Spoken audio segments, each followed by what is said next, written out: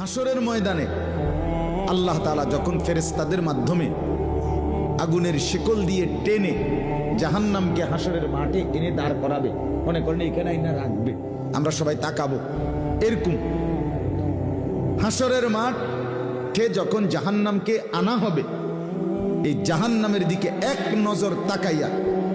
হাসরের ময়দানের সমস্ত নাফরমান পাপী বেঈমান আবারও বলবে আল্লাহর কাছে, রব্বানা আখিরনা ইলা আজালিন করিব, আল্লাহ একটু সময়ের জন্য দুনিয়াটা আবার ফেরত দেন, হায়াত আবার ফেরত, সময়গুলো আরেকবার দেন, আরেকটু সময় দেন, নুজিব দাওয়াতাক, আপনার সব কথা তখন মেনে নেব, ওয়ানাত্তাবিউর রুসুল, আপনার রসুলদের আনুগত্য করব। আল্লাহ বলবেন না, না বান্দা,